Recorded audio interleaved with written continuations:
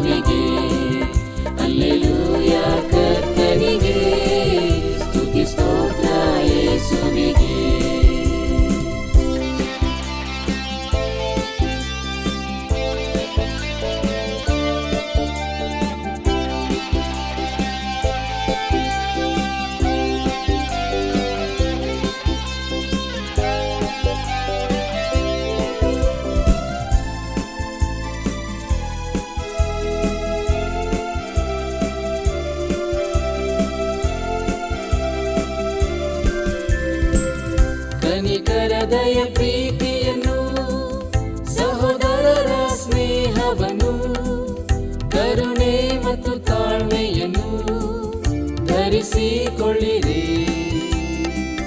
ಕನಿಕರದಯ ಪ್ರೀತಿಯನ್ನು, ಸಹೋದರರ ಸ್ನೇಹವನ್ನು, ಕರುಣೆ ಮತ್ತು ತಾಳ್ಮೆಯನ್ನು ಧರಿಸಿಕೊಳ್ಳಿರಿ. ಒಬ್ಬರಿಗೊಬ್ಬರು ಸೈರಿಸಿ ಕ್ಷಮಿಸಿರಿ, ಕ್ರಿಸ್ತನು ನಿಮ್ಮನ್ನು ಕ್ಷಮಿಸಿದಂತೆಯೇ. ಒಬ್ಬರಿಗೊಬ್ಬರು ಸೈರಿಸಿ ಕ್ಷಮಿಸಿರಿ, ಕ್ರಿಸ್ತನು ನಿಮ್ಮನ್ನು ಕ್ಷಮಿಸಿದಂತೆಯೇ. ಮೇಲಿರುವುಗಳನ್ನು ಹುಡುಕಿರಿ, ಅಲ್ಲಿ ಕ್ರಿಸ್ತನು ದೇವರ ಬಲಗಡೆಯಲ್ಲಿಯೇ ಆಸನರೂಢನಾಗಿದ್ದಾನೆ. ಹಲ್ಲೆಲೂಯಾ, ಕರ್ತನಿಗೆ ಸ್ತುತಿ ಸ್ತೋತ್ರ ಯೇಸುವಿಗೆ. ಹಲ್ಲೆಲೂಯಾ, ಕರ್ತನಿಗೆ ಸ್ತುತಿ ಸ್ತೋತ್ರ ಯೇಸುವಿಗೆ.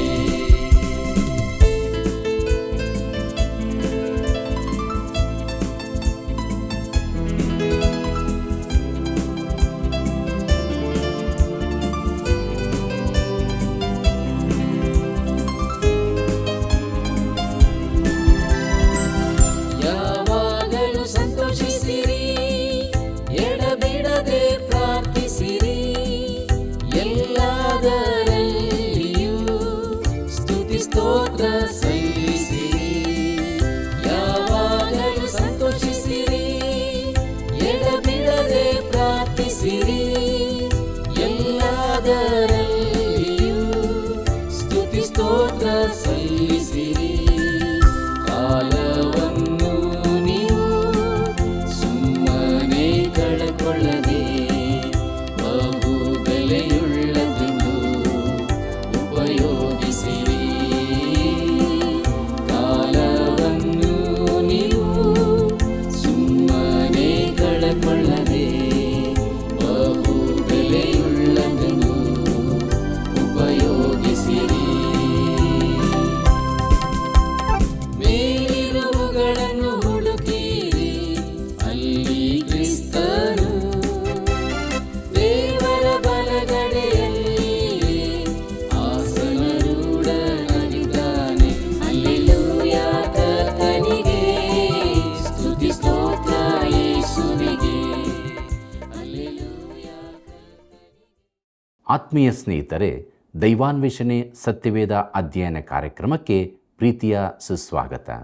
ಸೇವೆಯಲ್ಲಿ ಕರ್ತನ ಮಾರ್ಗದರ್ಶನ ಈ ಅಧ್ಯಯನದಲ್ಲಿ ನಾವು ನೋಡಲಿದ್ದೇವೆ. ಇದು ನಮ್ಮ ಜೀವಿತಕ್ಕೆ ಬಹಳ ಪ್ರಾಮುಖ್ಯವಾದದ್ದು.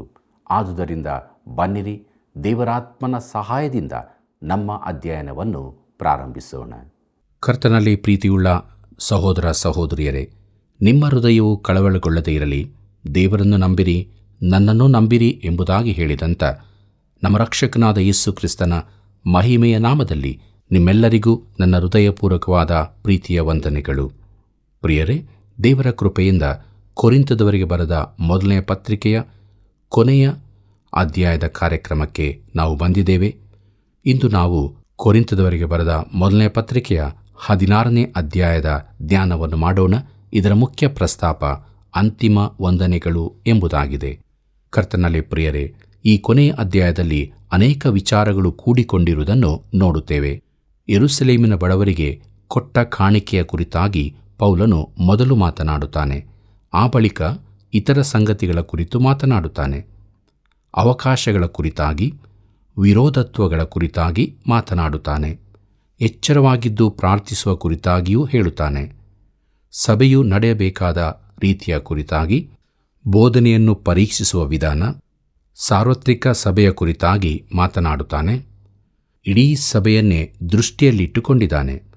1-4 ವಚನಗಳು ಕಾಣಿಕೆಯ ಕುರಿತಾಗಿಯೂ, 5-9 ವಚನಗಳು ವೈಯಕ್ತಿಕ ವಿಚಾರಗಳು, ತನ್ನ ವೈಯಕ್ತಿಕ ಕಾರ್ಯಕ್ರಮಗಳ ಕುರಿತು, 10-24 ವಚನಗಳು ಬೇರೆ ಬೇರೆ ವ್ಯಕ್ತಿಗಳ ಕುರಿತು, ದುಷ್ಟ ಕೊರಿಂಥದಲ್ಲಿದ್ದುಕೊಂಡು ಕ್ರಿಸ್ತನಿಗಾಗಿ ಜೀವಿಸಿದವರ ಕುರಿತಾಗಿ ಬರೆಯುತ್ತಾನೆ. ಪ್ರಿಯರೇ, ಮುಂದಕ್ಕೆ ನಾವು ನೋಡಲಿದ್ದೇವೆ ಕಾಣಿಕೆ ಎಂಬ ವಿಚಾರವನ್ನು. ಕೊರಿಂಥದವರಿಗೆ ಬರೆದ ಮೊದಲನೇ ಪತ್ರಿಕೆ 16ನೇ ಅಧ್ಯಾಯ 1ನೇ ವಚನ ಹೀಗೆ ಹೇಳುತ್ತದೆ: ದೇವಜನರಿಗೋಸ್ಕರ ಹಣ ವಸೂಲು ಮಾಡುವುದನ್ನು ಕುರಿತು ನಾನು ಹೇಳುವುದೇನೆಂದರೆ, ಗಲಾತ್ಯದ ಸಭೆಗಳಿಗೆ ನಾನು ಹೇಳಿಕೊಟ್ಟ ಕ್ರಮದಂತೆ ನೀವೂ ಮಾಡಿರಿ ಎಂಬುದಾಗಿ. ಕರ್ತನಲ್ಲಿ ಪ್ರಿಯರೇ, ಕಾಣಿಕೆ ಕೂಡಿಸುವ ವಿಚಾರ ಪ್ರಸ್ತಾಪಿಸುತ್ತಾ ಈ ಅಧ್ಯಾಯವನ್ನು ಪೌಲನು ಪ್ರಾರಂಭಿಸುತ್ತಾನೆ.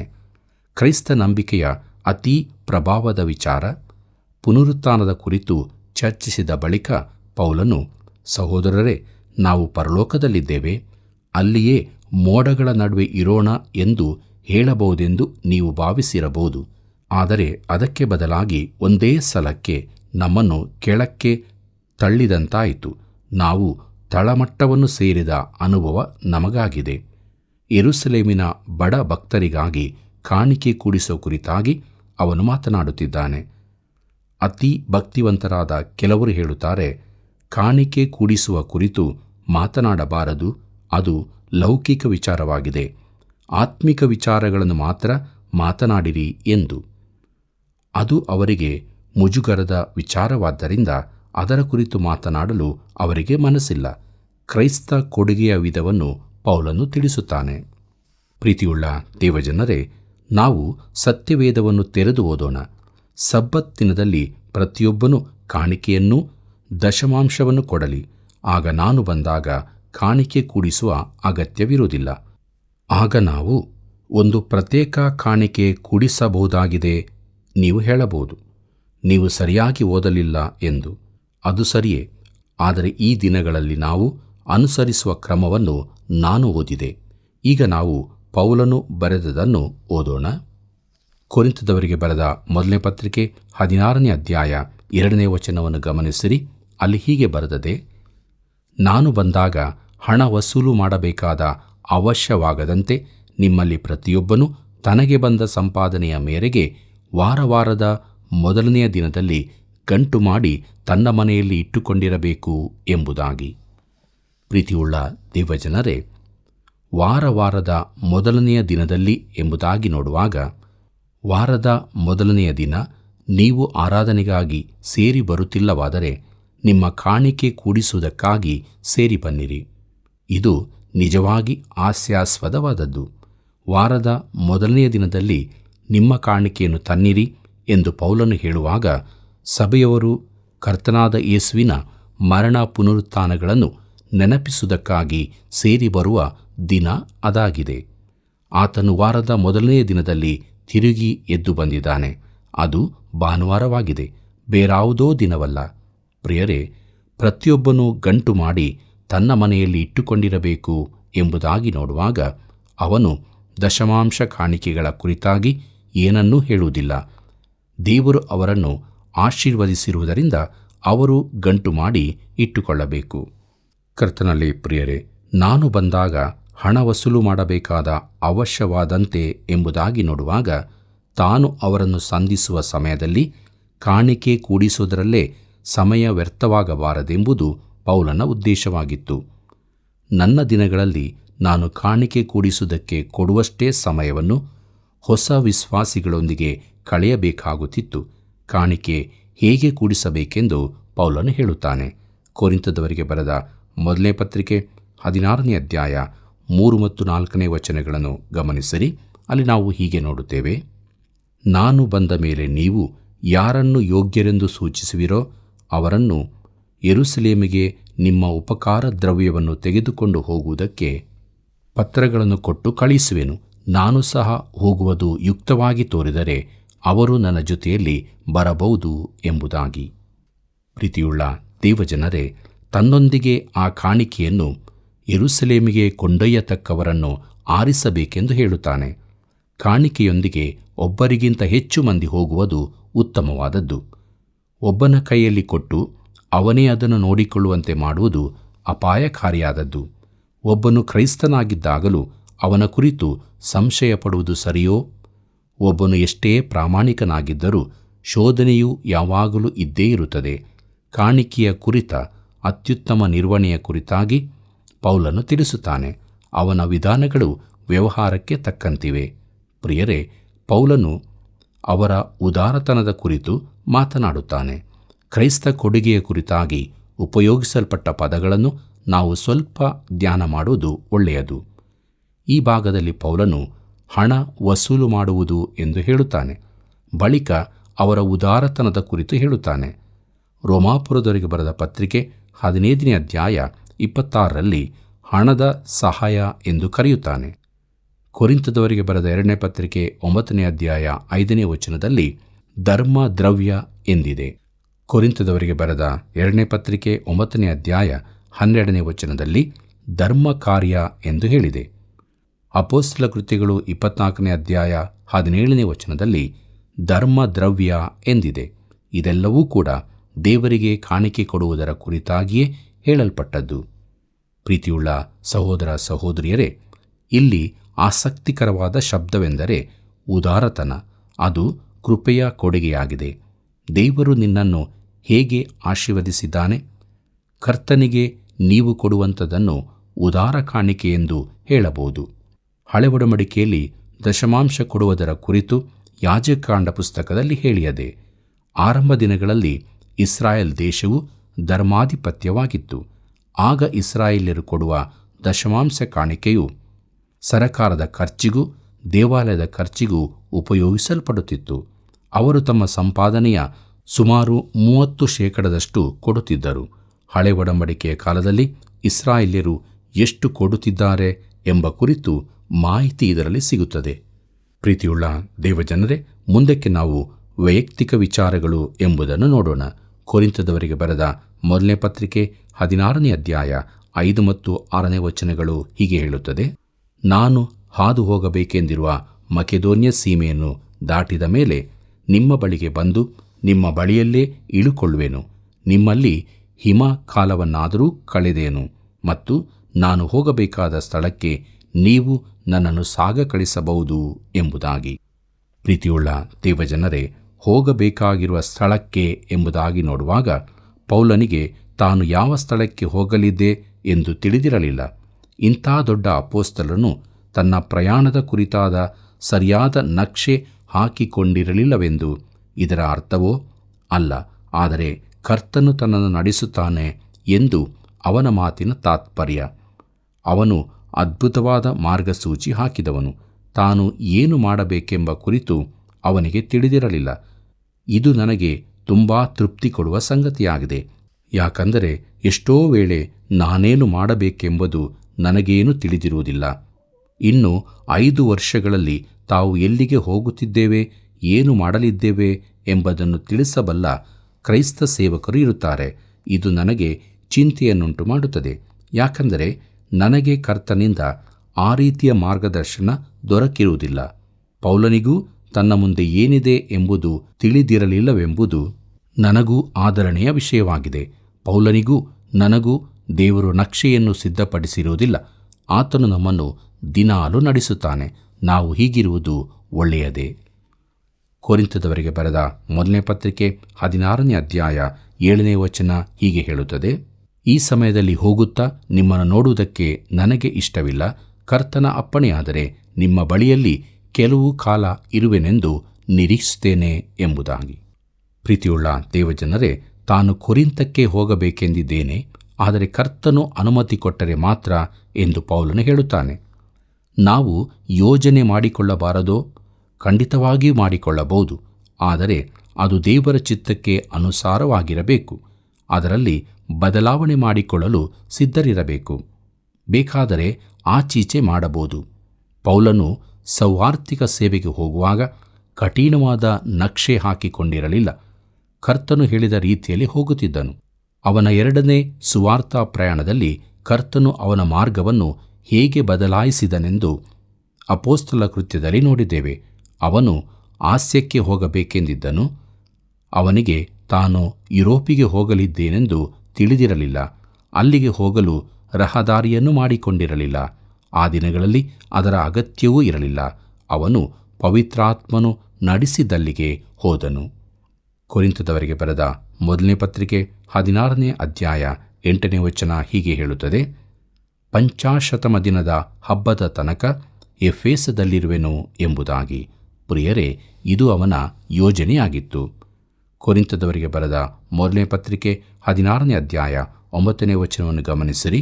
ಅಲ್ಲಿ ಹೀಗೆ ಬರೆದದೆ: ಯಾಕಂದರೆ ಕಾರ್ಯಕ್ಕೆ ಅನುಕೂಲವಾದ ಮಹಾ ಸಂದರ್ಭವು ನನಗುಂಟು ಮತ್ತು ವಿರೋಧಿಗಳು ಬಹಳ ಮಂದಿ ಇದ್ದಾರೆ ಎಂಬುದಾಗಿ. ಪ್ರೀತಿಯುಳ್ಳ ದೇವಜನರೇ, ಈ ವಿಶೇಷ ವಚನವನ್ನು ನಾನು ಪ್ರಕಟಣೆ 3ನೇ ಅಧ್ಯಾಯ 8ನೇ ವಚನದೊಂದಿಗೆ ಜೊತೆಯಾಗಿರಿಸಿದ್ದೇನೆ. ಅದು ಕ್ರಿಸ್ತನು ಫಿಲಡೆಲ್ಫಿಯಾ ಸಭೆಗೆ ಕೊಟ್ಟ ಸಂದೇಶವಾಗಿತ್ತು. ಇಗೋ, ನಿನ್ನೆದುರಿನಲ್ಲಿ ಒಂದು ಬಾಗಿಲನ್ನು ತೆರೆದಿಟ್ಟಿದ್ದೇನೆ. ಇಲ್ಲಿ ಪೌಲನು ಹೇಳುತ್ತಾನೆ, ಅನುಕೂಲವಾದ ಮಹಾಸಂದರ್ಭವು ನನಗುಂಟು ಎಂಬುದಾಗಿ. ದೇವರು ನನಗೆ ಕೊಟ್ಟಿರುವ ಸೇವೆಯಲ್ಲಿ ಕೂಡ ಈ 2 ವಚನಗಳು ಸತ್ಯವಾದದ್ದಾಗಿವೆ ಮತ್ತು ವಿರೋಧಿಗಳು ಅನೇಕರಿದ್ದಾರೆ ಎಂಬ ಸತ್ಯವಾಗಿದೆ. ದೇವರ ವಾಕ್ಯಕ್ಕಾಗಿ ನಿಲ್ಲುವವನಿಗೆ ಅನೇಕ ವಿರೋಧಿಗಳಿರುತ್ತಾರೆ. ಅದು ಪೌಲನ ಅನುಭವವಾಗಿತ್ತು. ನನ್ನ ಅನುಭವ ಕೂಡ ಇದೇ ಆಗಿದೆ. ಆದರೂ ದೇವರು ಬಾಗಲನ್ನು ತೆರೆದರೆ ಯಾರೂ ಅದನ್ನು ಮುಚ್ಚಲು ಸಾಧ್ಯವಿಲ್ಲ. ಅದಕ್ಕಾಗಿ ದೇವರಿಗೆ ಸ್ತೋತ್ರ. ಪ್ರಿಯರೇ, ಪೌಲನು ಅದ್ಭುತವಾಗಿ ಸಂತೋಷದಲ್ಲಿದ್ದು ದೇವರ ಚಿತ್ತದಲ್ಲಿ ಸಂತೋಷಿಸುವುದನ್ನು ನೋಡುತ್ತೇವೆ. ಕೊರಿಂಥಕ್ಕೆ ಅವನು ಹೋಗಬೇಕೆಂದು ದೇವರು ಬಯಸುವುದಾದರೆ ಅವನು ಹೋಗುತ್ತಾನೆ. ಮುಂದಕ್ಕೆ ನಾವು ನೋಡುತ್ತೇವೆ ವೈಯಕ್ತಿಕ ಮಾತುಗಳು ಎಂಬುದಾಗಿ. ಪ್ರಿಯರೇ, ಈಗ ನಾವು ವೈಯಕ್ತಿಕ ವಿಚಾರಗಳಿಗೆ ಬರುತ್ತಿದ್ದೇವೆ. ಅವರೆಲ್ಲರೂ ಕೊರಿಂಥದ ನಿವಾಸಿಗಳು. ಕೊರಿಂಥವು ವಿಷಯ ಆಸಕ್ತಿಗಳಿಂದ ತುಂಬಿ ಹೋದ ನಗರವಾಗಿತ್ತು. ಈಗಿನ ಜನರು ತಿಳಿದಿರುವುದಕ್ಕಿಂತಲೂ ಹೆಚ್ಚಾಗಿ ಲೈಂಗಿಕತೆಯ ಕುರಿತಾಗಿ ಅವರು ತಿಳಿದಿದ್ದರು. ಆದರೂ ಆ ಪಟ್ಟಣದಲ್ಲಿ ಕರ್ತನಾದ ಯೇಸುವನ್ನು ತಿಳಿದ ಆತನಿಗಾಗಿ ಜೀವಿಸುವವರೂ ಇದ್ದರು. ಅವರು ಲೋಕದ ಕೆಸರು ತಮಗೆ ಮೆತ್ತದಂತೆ ಜಾಗೃತರಾಗಿದ್ದರು. ಕೊರಿಂಥದವರಿಗೆ ಬರೆದ ಮೊದಲನೇ ಪತ್ರಿಕೆ 16ನೇ ಅಧ್ಯಾಯ 10 ಮತ್ತು 11ನೇ ವಚನವನ್ನು ಗಮನಿಸಿರಿ. ಅಲ್ಲಿ ಹೀಗೆ ಬರೆದದೆ: ತಿಮೋಥೆಯನು ಬಂದರೆ ಅವನು ನಿಮ್ಮ ಬಳಿಯಲ್ಲಿ ಭಯವಿಲ್ಲದೆ ಇರುವಂತೆ ನೋಡಿಕೊಳ್ಳಿರಿ. ನನ್ನ ಹಾಗೆಯೇ ಕರ್ತನ ಕೆಲಸವನ್ನು ನಡೆಸುತ್ತಾನೆ. ಆದ್ದರಿಂದ ಯಾರೂ ಅವನನ್ನು ಹೀನೈಸಬಾರದು. ಮತ್ತು ಅವನು ನನ್ನ ಬಳಿಗೆ ಬರುವಂತೆ ಅವನನ್ನು ಸಮಾಧಾನದಿಂದ ಸಾಗ ಕಳುಹಿಸಿರಿ. ಅವನು ಸಹೋದರರೊಂದಿಗೆ ಬರುವುದನ್ನು ಎದುರು ನೋಡುತ್ತಾ ಇದ್ದೇವೆ ಎಂಬುದಾಗಿ.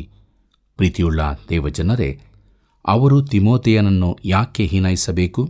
ತಿಮೋಥೆಯನಿಗೆ ಬರೆದ ಮೊದಲನೇ ಪತ್ರಿಕೆ 4ನೇ ಅಧ್ಯಾಯ 12ನೇ ವಚನದಲ್ಲಿ ಪೌಲನು ಬರೆದಿದ್ದಾನೆ: ಯೌವನಸ್ಥನೆಂದು ಯಾರೂ ನಿನ್ನನ್ನು ಅಸಡ್ಡೆ ಮಾಡದಂತೆ ನೋಡಿಕೋ ಎಂಬುದಾಗಿ.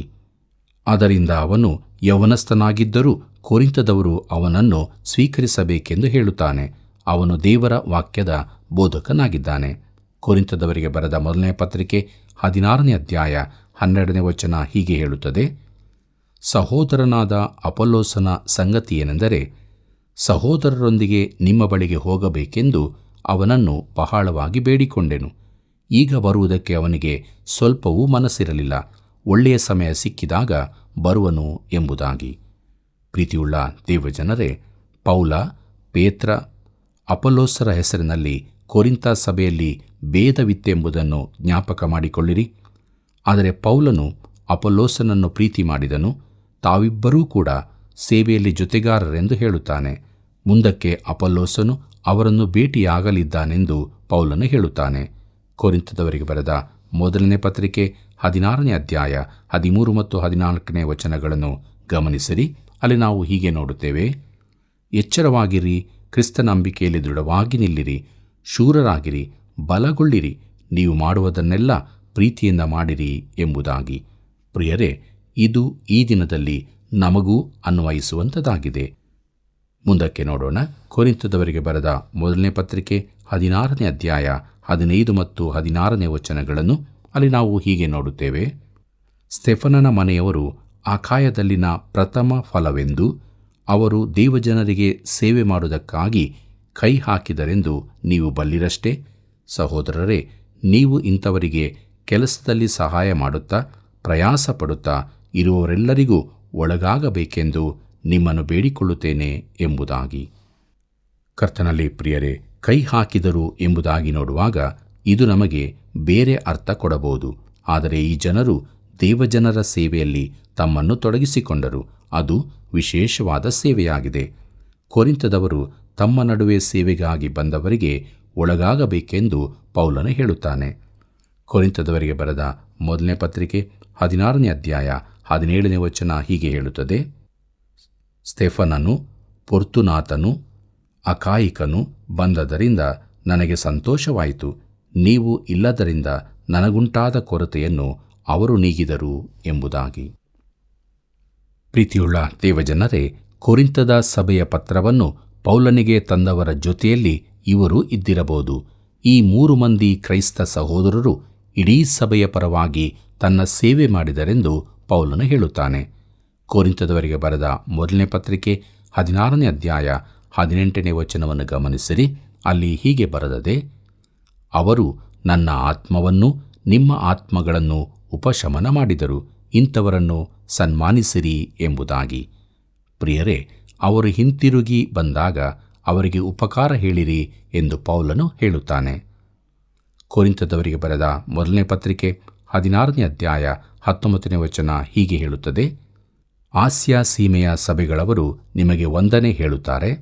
ಅಕ್ವಿಲನು, ಪ್ರಿಸ್ಕಳು ತಮ್ಮ ಮನೆಯಲ್ಲಿ ಕೂಡುವ ಸಭೆಯವರೊಂದಿಗೆ ಕರ್ತನ ಹೆಸರಿನಲ್ಲಿ ಅನೇಕ ವಂದನೆಗಳನ್ನು ಹೇಳುತ್ತಾರೆ ಎಂಬುದಾಗಿ. ಪ್ರೀತಿಯುಳ್ಳ ದೇವಜನರೇ, ಈ ಜನರಲ್ಲಿ ಅನೇಕರು ಕ್ರಿಸ್ತನನ್ನು ಕಂಡುಕೊಂಡ ಸ್ಥಳ ಅದಾಗಿತ್ತು. ಮುಂದಕ್ಕೆ ನೋಡೋಣ.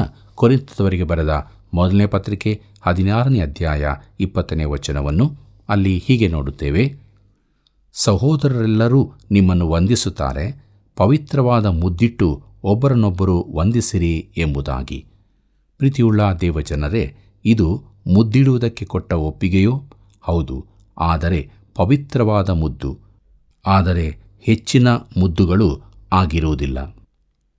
ಕೊರಿಂಥದವರಿಗೆ ಬರೆದ ಮೊದಲನೇ ಪತ್ರಿಕೆ 16ನೇ ಅಧ್ಯಾಯ 21ನೇ ವಚನ ಹೀಗೆ ಹೇಳುತ್ತದೆ: ಪೌಲನೆಂಬ ನಾನು ಸ್ವಂತ ಕೈಯಿಂದ ವಂದನೆಯನ್ನು ಬರೆದಿದ್ದೇನೆ ಎಂಬುದಾಗಿ. ಪ್ರೀತಿಯುಳ್ಳ ದೇವಜನರೇ, ಪೌಲನು ಈ ಪತ್ರವನ್ನು ಬರೆಸಿ ಕೊನೆಗೆ ತನ್ನ ರುಜು ಹಾಕಿದ್ದಾನೆ. ಕೊರಿಂಥದವರಿಗೆ ಬರೆದ ಮೊದಲನೇ ಪತ್ರಿಕೆ 16ನೇ ಅಧ್ಯಾಯ 22ನೇ ವಚನವನ್ನು ಗಮನಿಸಿರಿ. ಅಲ್ಲಿ ಹೀಗೆ ಬರೆದದೆ: ಯಾವನಾದರೂ ಕರ್ತನನ್ನು ಪ್ರೀತಿಸದಿದ್ದರೆ ಅವನು ಶಾಪಗ್ರಸ್ತನಾಗಲಿ, ಕರ್ತನು ಬರುತ್ತಾನೆ ಎಂಬುದಾಗಿ.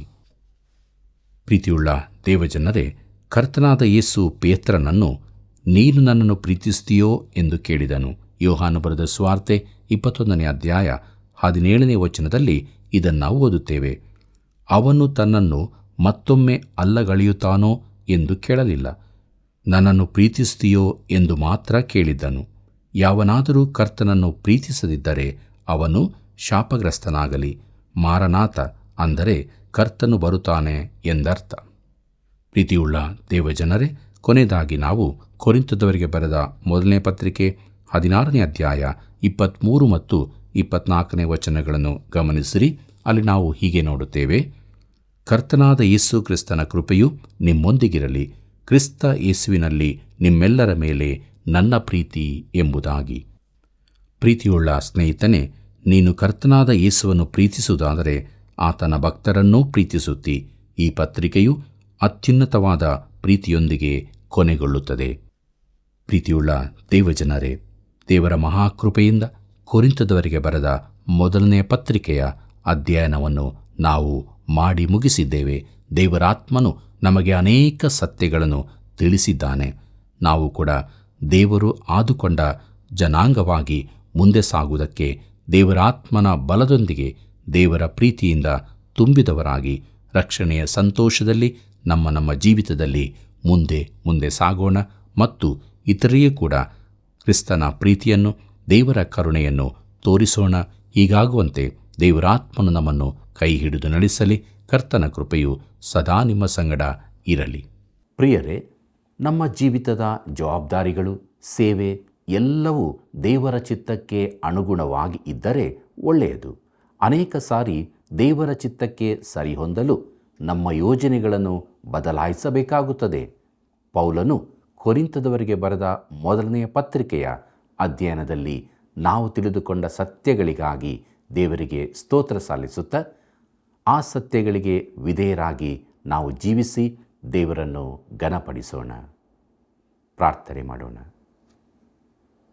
ಅನುದಿನವೂ ನಮ್ಮ ಭಾರವನ್ನು ಹೊರುವಂಥ ನಮ್ಮ ರಕ್ಷಕನೇ, ಕೊರಿಂಥದವರಿಗೆ ಬರೆದ ಮೊದಲನೆಯ ಪತ್ರಿಕೆಯ ಅಧ್ಯಯನದಲ್ಲಿ ನಾವು ತಿಳಿದುಕೊಂಡ ಸತ್ಯಗಳನ್ನು ನಮ್ಮ ಜೀವಿತದಲ್ಲಿ ಅಳವಡಿಸಿಕೊಂಡು ನಡೆಯುವುದಕ್ಕೆ ಸಹಾಯ ಮಾಡು.